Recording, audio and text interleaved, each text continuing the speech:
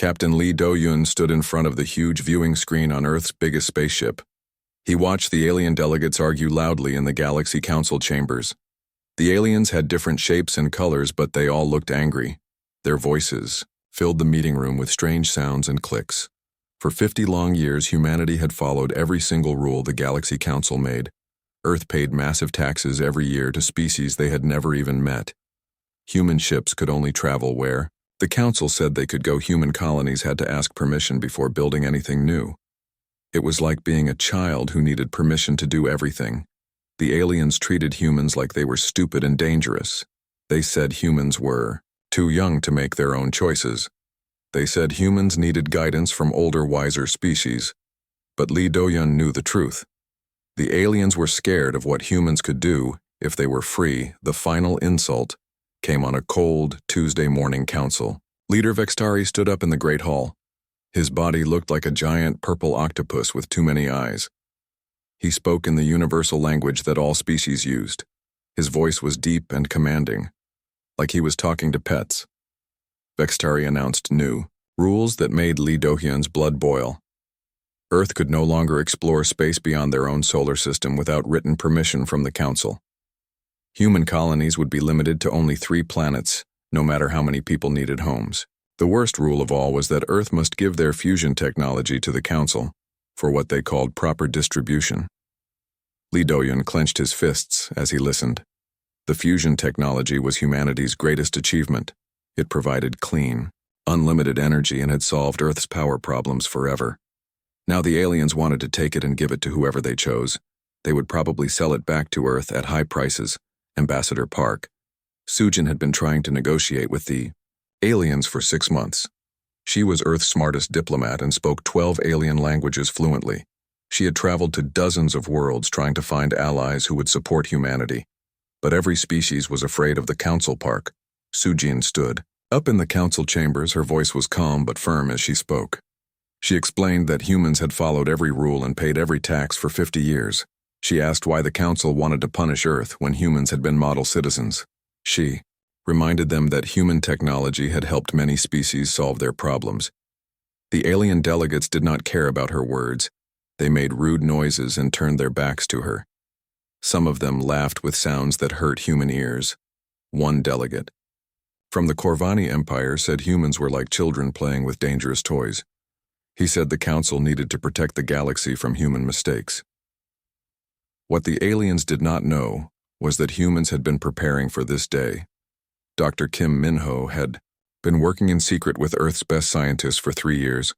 They had built hidden laboratories on remote asteroids where no alien spy could find them.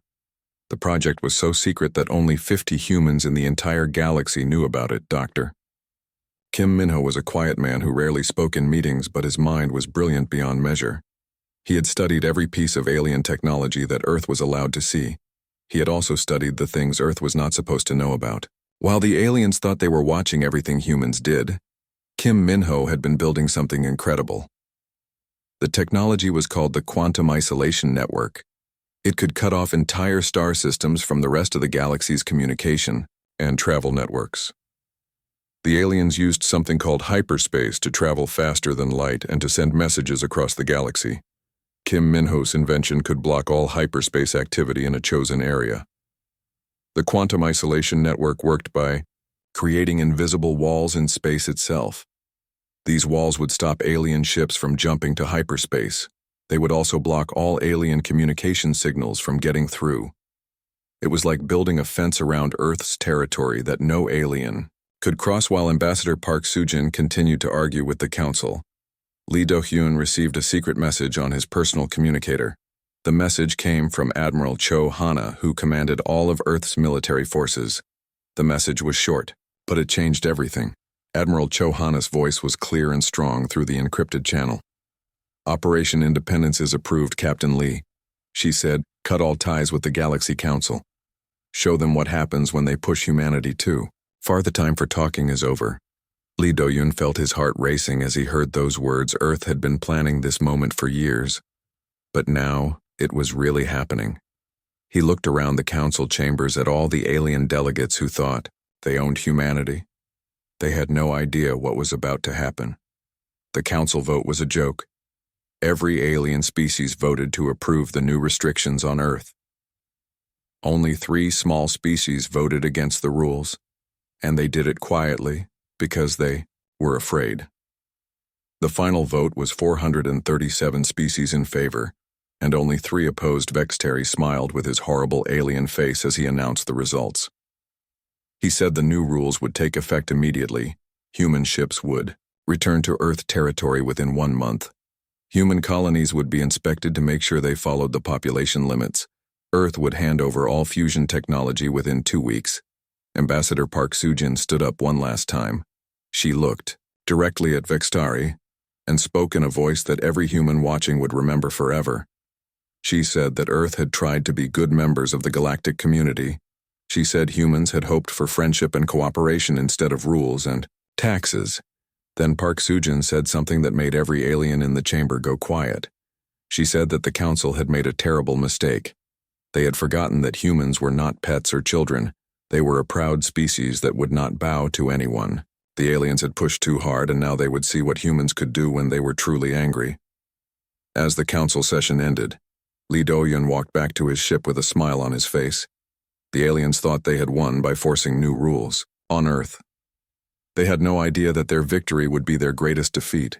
Humanity was about to show the entire galaxy what independence really meant.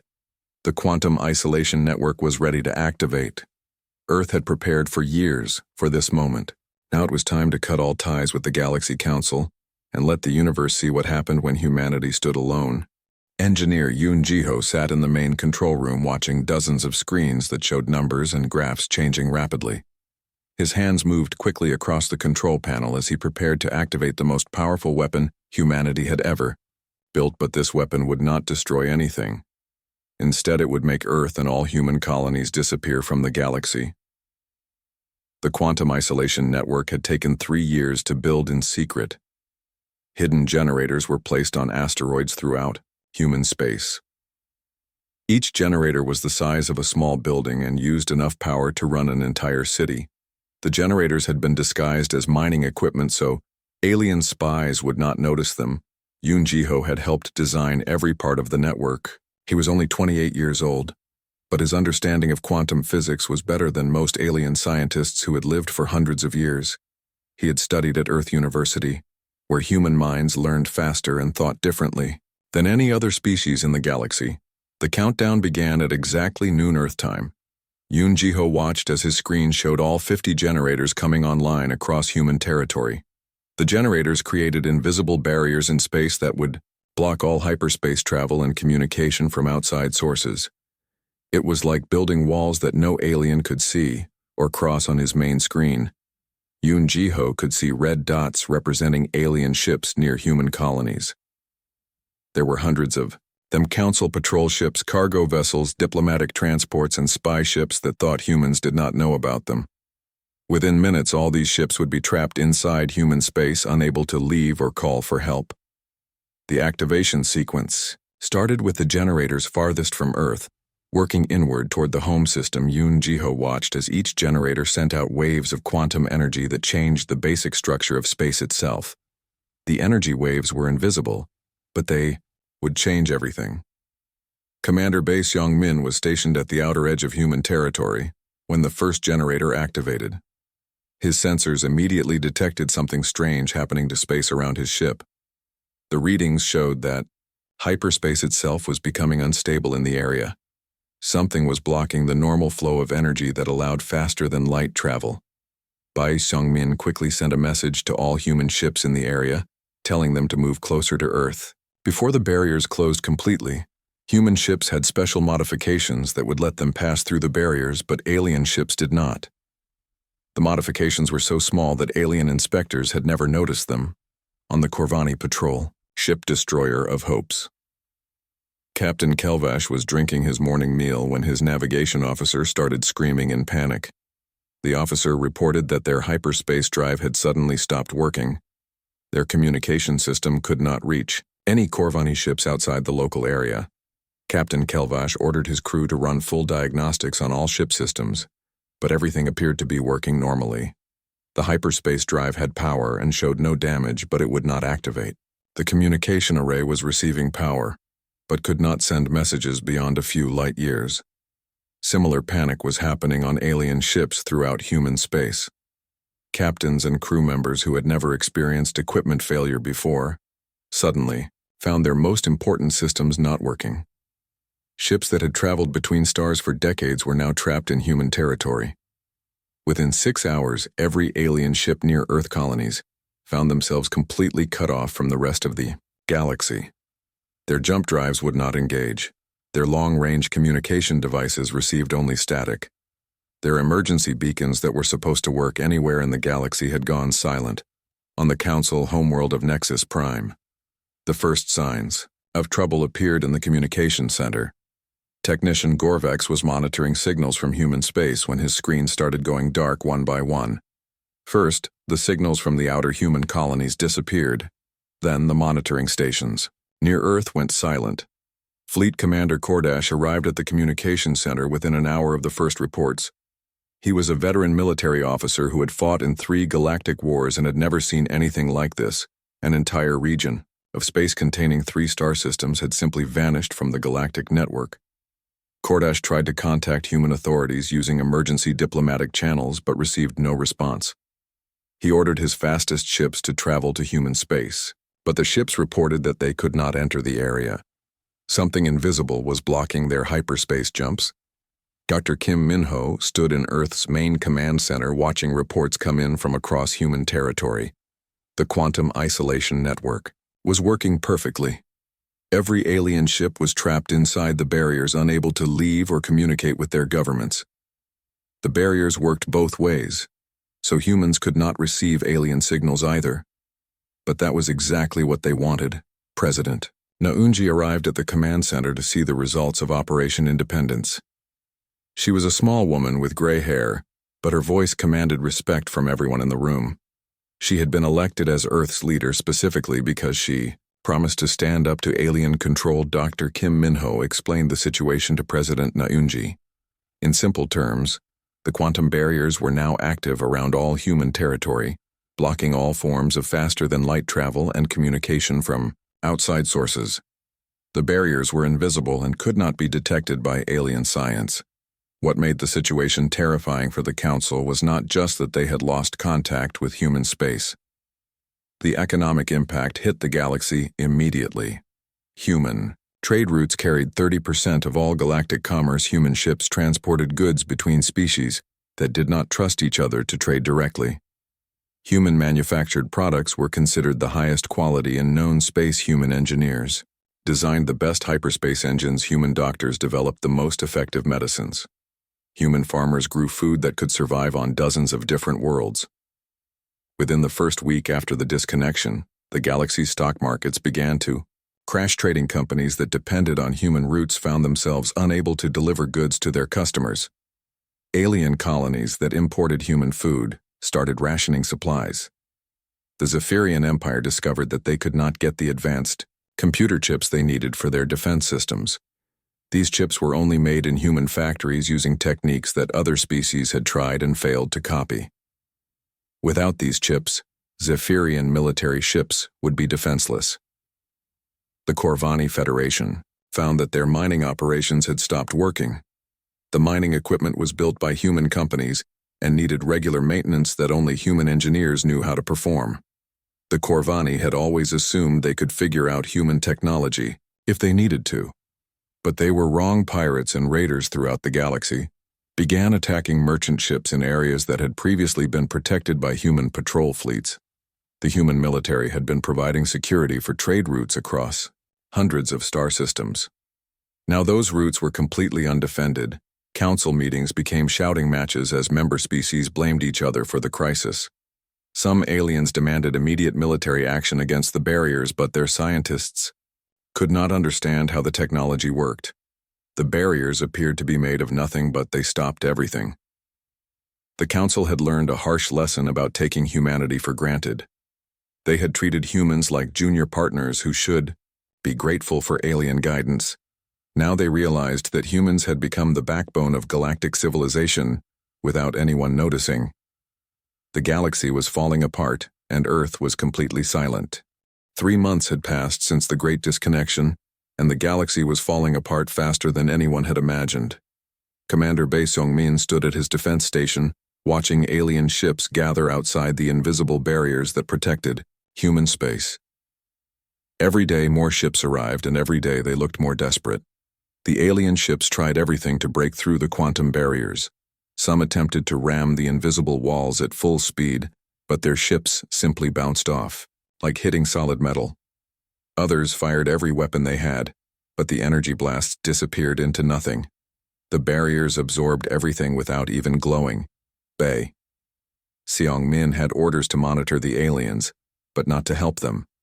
His sensors showed alien crews working frantically to repair their ships without human spare parts. Many vessels were breaking down, because they had been built using human components that needed regular replacement. On the Hegemony battleship, Pride of Talron captain, Zerion paced back and forth on his command bridge. His ship was one of the most powerful warships in the galaxy, but it was slowly dying. The main engines used human-designed power cores that were supposed to last for years, but needed specific minerals to keep working. The minerals came from human mining colonies that were now cut off from the rest of the galaxy. Zerion's engineers had tried to create substitute materials, but every attempt had failed. Human engineering was more advanced than they had realized. Their power cores would fail within 6 months. Similar problems were happening throughout alien space. The Zephyrian Empire had discovered that 30% of their technology contained human components that could not be replaced. Most Zephyrian worlds depended on human-built water purification systems that were now impossible to maintain. Captain Song Mira commanded a human exploration ship called the New Horizon inside the protected zone. She led missions to star systems that the Council had previously forbidden humans from entering. These systems contained valuable resources and habitable planets that aliens had kept secret. Song Mira had discovered that the Council had been lying to humanity for decades. There were dozens of worlds perfect for human colonies that the aliens had claimed were too dangerous or already occupied. The truth was that these worlds contained rare minerals that alien species wanted to keep for themselves. On her latest mission, Song Mira found an entire star system with 7 planets suitable for human life. The system also contained asteroid fields rich in metals needed for spaceship construction. The Council had told Earth these resources did not exist, but human sensors proved otherwise. Dr. Lee So-hee worked as Earth's lead scientist studying alien behavior. She spent her days listening to alien communications that human sensors could intercept from outside the barriers. The aliens did not know humans could still hear their radio signals and emergency broadcasts. The intercepted messages revealed panic spreading through alien governments. Species that had ruled the galaxy for thousands of years were facing problems they could not solve. The proud Corvani Empire was rationing food because their agricultural equipment was breaking down without human maintenance. Lee So-hee reported to Earth Command that some alien species were talking about giving up entire star systems just to get human trade routes. Reopened, the Nexari Confederation had offered to trade their 3 richest worlds for a single human cargo ship full of medical supplies. Fleet Admiral Jang Woojin received daily reports about the chaos outside human space. His intelligence officers had learned that over 200 alien worlds were experiencing critical shortages of food, medicine, and basic equipment. The alien supply chains had collapsed without human logistics. The most interesting development was that some alien species were starting to fight each other, without human peacekeepers to maintain order. Old conflicts were starting again. The Draknari and Vorthak had resumed their ancient war after human patrol ships stopped protecting their border. Jang Woojin watched alien military movements through long-range sensors and saw fleets moving toward conflicts that had been peaceful for decades. The galaxy had relied on human military forces to keep the peace, but now those forces were gone. Captain Oh Minji discovered something amazing during a routine patrol of the barrier systems. Her sensors detected massive alien fleets gathering at 3 different points along the quantum walls. The fleets contained ships from dozens of species working together in desperation. The alien fleets were trying to coordinate attacks on the barriers, but their attempts were pathetic without human tactical expertise. Their ships moved in predictable patterns and used outdated strategies that any human military academy student would Recognize Minji watched as a combined alien fleet of over 300 ships fired every weapon they had at one small section of the barrier. The energy discharge was visible from several light years away, but when the light faded, the barrier remained completely undamaged. Inside human territory, life continued peacefully and prosperously. Engineer Park Jin-woo had been working on new technologies without alien interference. His latest invention was an improved hyperspace drive that was twice as fast as anything aliens had ever built. The improved drive used principles that human scientists had discovered, but were forbidden to develop under council rules. Now that humans were free to innovate, Park Jin-woo expected to have a working prototype within months. His design would give human ships a huge advantage over alien vessels. President Nayoonji received reports that human colonies were expanding faster than ever before. Without council restrictions, human settlers were building new cities and industrial centers on worlds that had been off-limits for decades. The human population was growing and becoming stronger. The economic situation inside the barriers was better than it had ever been. Human companies that had been forced to sell products cheaply to alien corporations were now keeping their profits. Human workers who had been limited by alien employment laws were starting new businesses. Dr. Kim Min-ho continued to monitor the quantum barrier system and reported that it was working perfectly. The barriers required very little power to maintain and showed no signs of weakening. Alien scientists had been studying the barriers for 3 months, but still had no idea how they worked. The most satisfying part for Kim Min-ho was reading alien scientific papers where researchers admitted they could not understand human technology. The same aliens who had called humans primitive and dangerous were now desperately trying to copy human innovations outside the barriers. The situation grew worse every day. Alien governments that had existed for millennia were starting to collapse. The hegemony of Talron had lost control of 12 colony worlds that declared independence rather than face starvation. The Corvani Federation was experiencing civil war as different regions fought over dwindling resources. The Federation had always been held together by prosperity from human trade, but now poverty was tearing them apart. Most shocking of all was the message that arrived from the Zeridian Collective. The Zeridians were a peaceful trading species who had never asked anyone for help in their entire history. Their message was simple but desperate. They had a plague destroying their homeworld and only human medical technology could save them. The message was the first time any alien species had asked humans for help instead of demanding obedience. It showed that the galaxy was finally learning that humanity could not be taken for granted. Commander Bae Seong-min read the Zeridian message and realized that everything was changing. The age of alien dominance over humanity was ending, and a new era was about to begin. 2 full years had passed since Earth cut ties with the Galaxy Council, and the situation had become much worse for the aliens. Dr. Han Suk-young stood in the Earth Medical Research Center reading reports about alien civilizations collapsing across the galaxy. The proud species that had once ruled over humanity were now facing complete destruction. The hegemony of Talron had been the galaxy's greatest military power for over 1,000 years. Their fleets had conquered dozens of worlds, and their technology was feared throughout known space. But now their mighty warships floated dead in space because they could not get replacement parts that were only made in human factories. Commander An Hyokjin received intelligence reports every day about alien governments falling apart.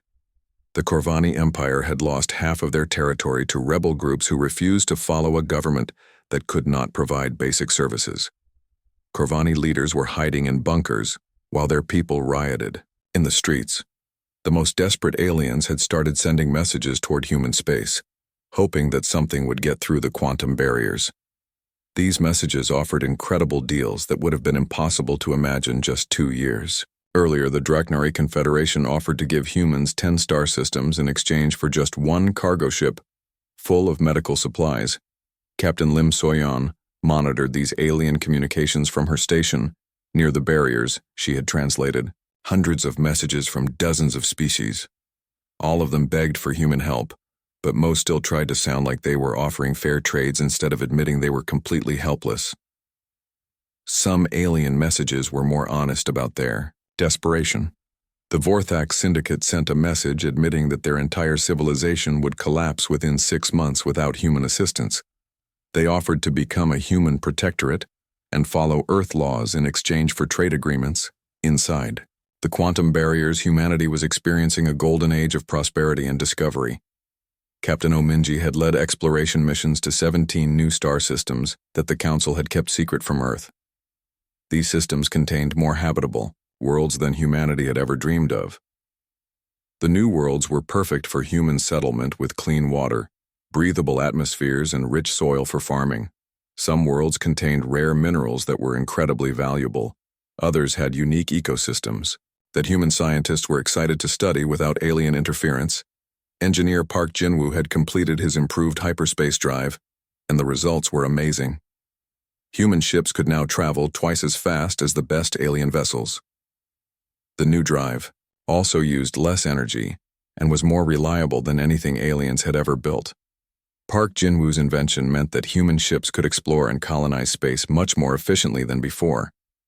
Human colonies were being established on dozens of worlds simultaneously, and the human population was growing rapidly for the first time in decades. Dr. Kim Min-ho continued to improve the quantum barrier technology and had developed ways to make the barriers even stronger.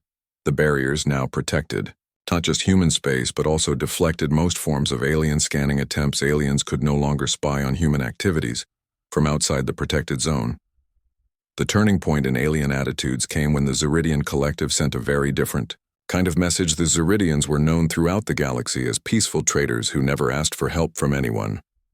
Their worlds were beautiful, and their people were kind to all species. The Zeridian message was not full of offers or attempts to sound important. Instead, it was a simple plea for help. A terrible plague was destroying their homeworld, and their people were dying by the millions. The plague attacked Zeridian biology in ways that their medicine could not treat. What made the message special was that the Zeridians did not try to hide their desperation. They admitted that only human medical technology was advanced enough to create a cure for their plague. They asked politely if humanity would consider helping them, even though they had nothing valuable to offer in return.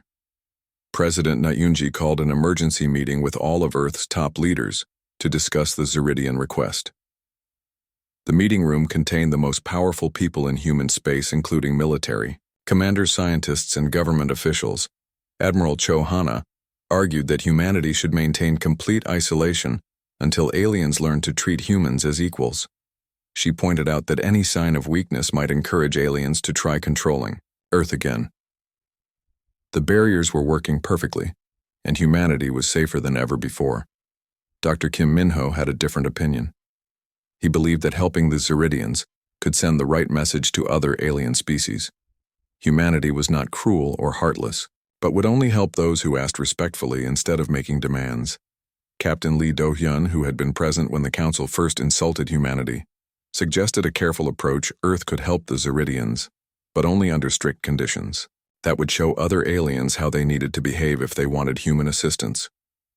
The debate continued for hours as Earth leaders discussed the risks and benefits of breaking isolation. Some worried that helping aliens would make humanity look weak. Others argued that showing selective mercy would demonstrate human strength and moral superiority. Han Suk-young proposed a solution that satisfied everyone. Earth would open one small corridor in the quantum barriers just wide enough for a single human medical ship. The ship would travel to Zeridian space, provide the cure, and return immediately. The mission would prove several important points to the galaxy. First, that humans had the power to help or ignore alien suffering as they chose. Second, that humanity would respond to polite requests but not to demands or threats. Third, that the barriers could be opened and closed at will, showing complete human control. Captain Song Mira volunteered to lead the medical mission. Her ship, the New Horizon, was fast and well-armed enough to defend itself if aliens tried to capture it. Her crew included the best human doctors and the most advanced medical equipment Earth could provide. The mission to Zeridian space was planned.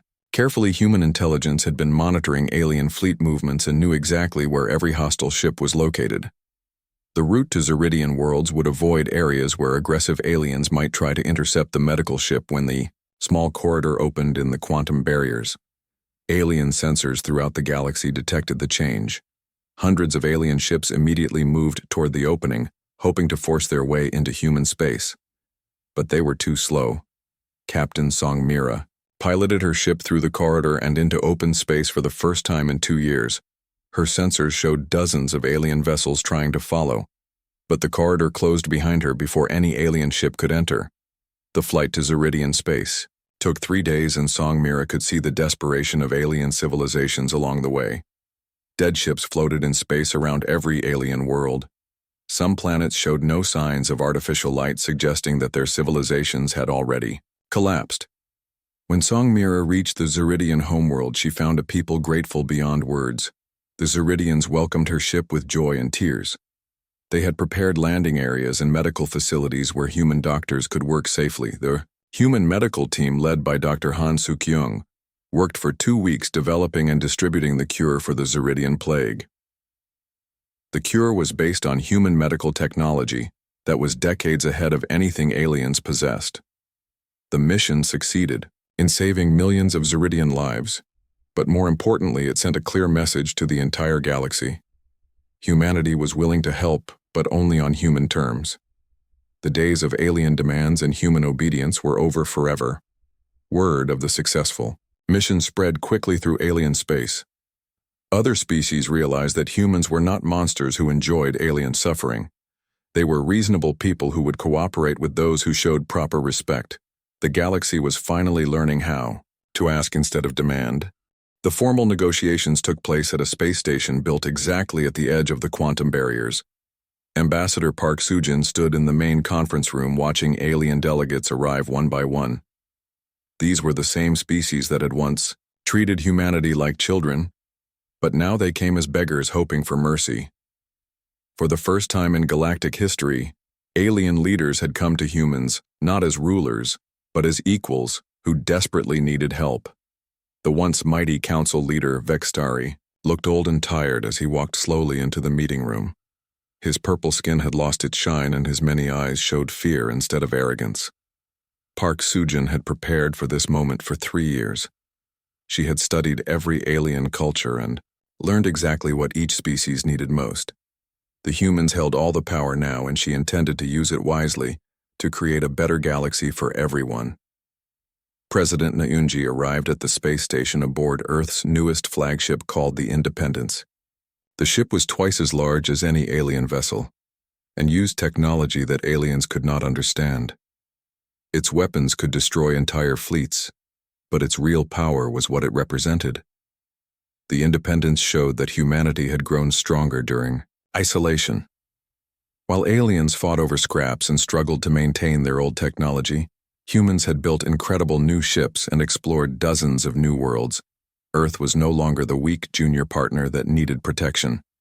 Captain Lee Do-hyun commanded the security for the peace talks. His ships surrounded the meeting station and monitored every alien vessel that approached. Many alien species had sent their largest fleets hoping to intimidate humanity, but Lee Do-hyun's forces were ready for any tricks. The human fleet included ships with the new hyperspace drives that engineer Park Jin-woo had perfected. Human vessels could now outrun and outmaneuver any alien ship in the galaxy. The aliens who had once laughed at human technology now watched in amazement as human ships performed impossible maneuvers.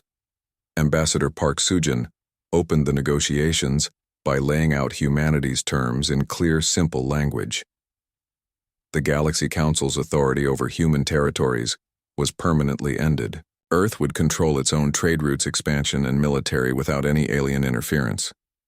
The second major demand was that any future cooperation between humans and aliens would be based on mutual respect and fair exchange.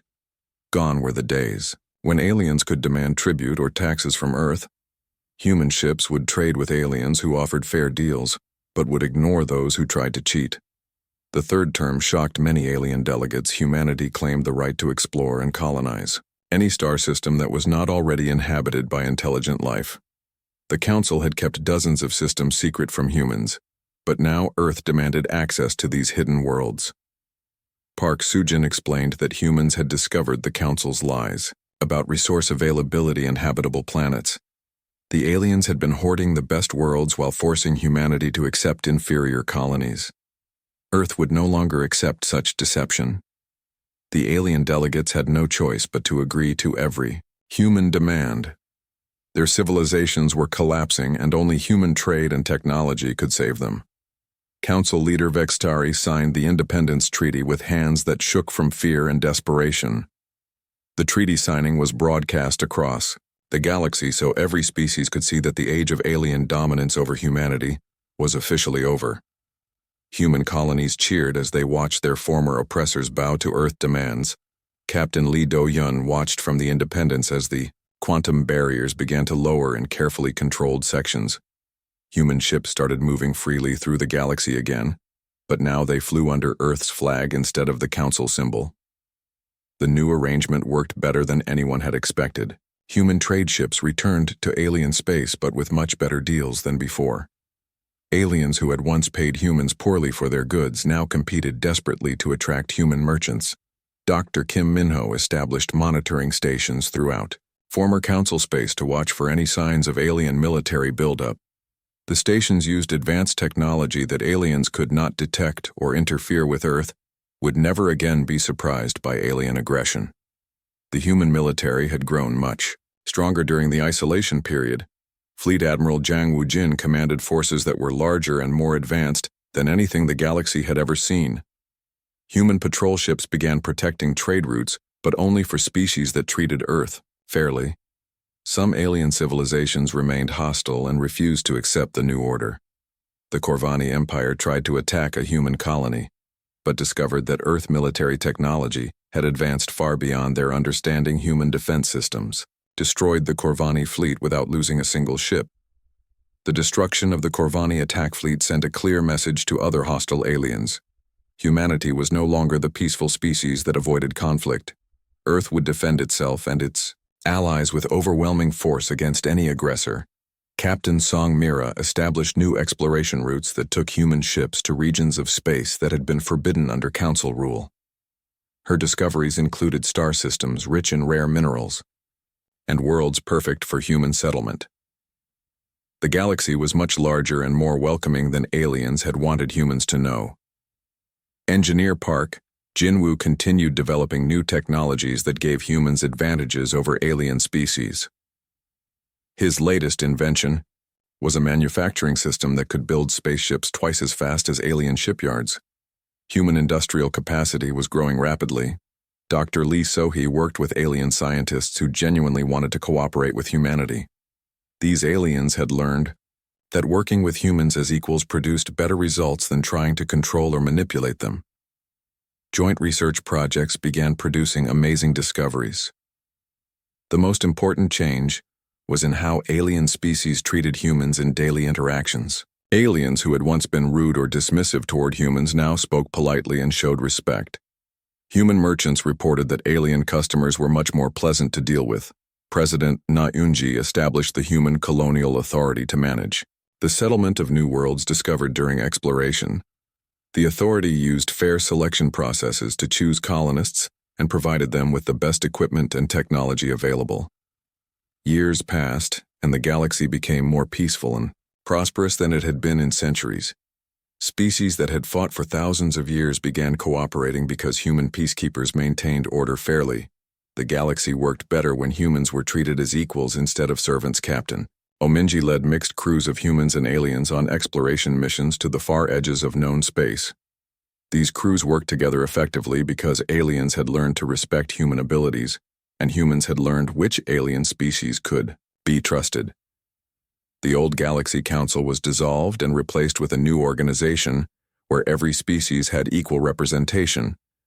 Humans did not try to dominate the new council, but their influence was strong because other species valued human friendship and cooperation. Fleet Admiral Zhang Wujin looked back on the transformation with satisfaction.